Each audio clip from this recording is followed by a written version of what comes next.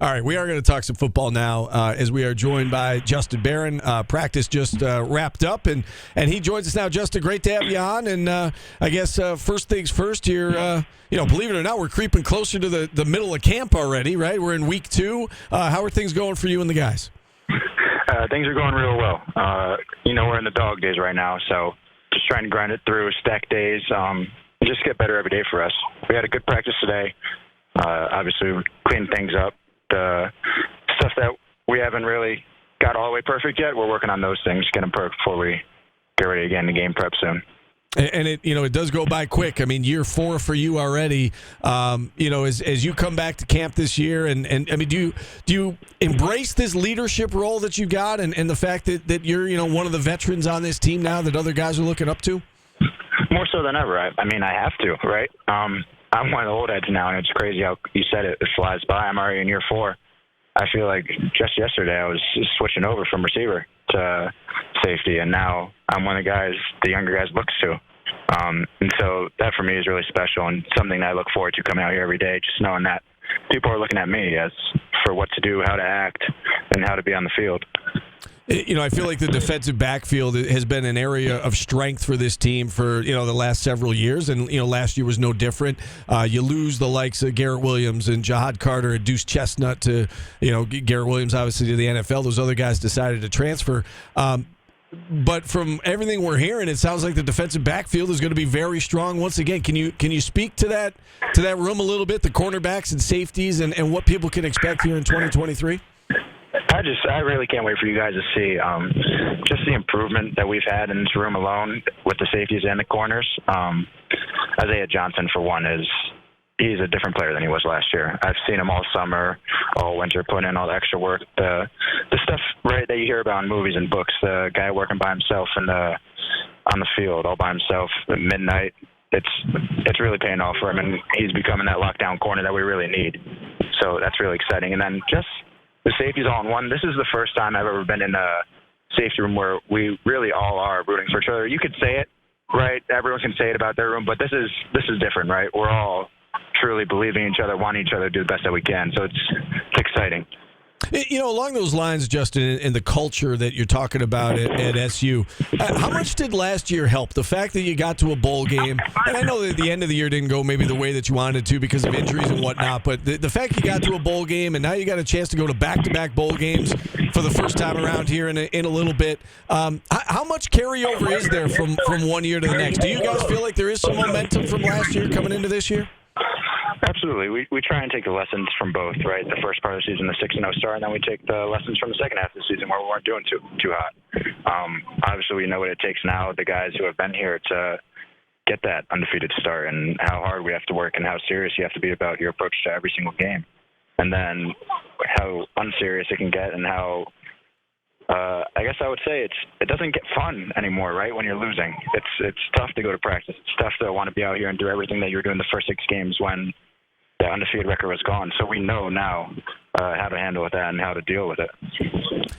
Justin, I heard you talking the other day about Marlowe Wax, who has become the face of this defense this year, and you were talking about how he's your best friend on the team, and you've kind of seen him grow and evolve. Can you speak to the steps that Marlowe Wax has taken to put himself in this position to be the leader of the defense and what he means to this team both on and off the field? Man, Marlowe means everything to this team. Obviously, it's very similar to what I was saying about Isaiah Johnson, just seeing all the extra work he puts in, seeing him on the jugs, catching footballs after workouts, seeing him late nights on the field working out by himself. Just stuff like that is what the younger players will lean towards too. And even this young linebacking core, you can see it as soon as they come in. Marlowe's like the big brother to them. It's really cool to see it. Even right now, as I'm on the phone with you, I'm watching them all follow him to the drug machine. So it's kind of crazy you asked that question right then. But Marlowe's everything to this defense. He's what gets us going. He keeps us going, and we're going to follow him as far as we can. You got a new defensive coordinator in Rocky Long, who obviously knows this 3-3-5 defense inside and out. A little bit different, right, than Tony White, and I've heard a lot about how he's that old school type coach. But can you talk about working with Rocky Long and what that's been like, and the transition from from last year's staff to now a new leader of the defense this year? Yeah, it's funny. I see you guys asking everyone this question, and not just you guys specifically, but people always say how personable he is, and it's funny because a lot of people think he would be strict and yelling all the time, but he really is a funny guy.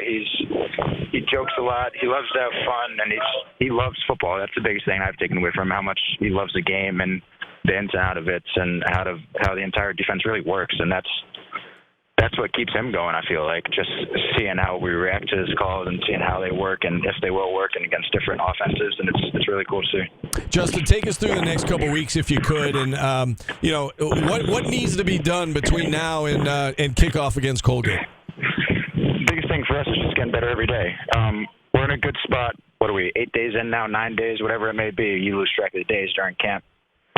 But really for us, it's just getting better every day. Offense getting better, special teams, defense, everyone all come together as one, and really becoming that family that we preach. We're close. We're real close, man, but we're going to get there. We opened the show today talking about conference realignment. I'm curious, as players, how much do you guys pay attention to, all this noise about Stanford and Cal, and might they come to the ACC, and SMU might be an option, and, the ACC might look different in the next, couple of years. Do you guys pay attention to that stuff at all? Do you have a take on the situation? No, not at all. We have a lot of locker room talks about a lot of different things, and that's just not one of the things that comes up ever.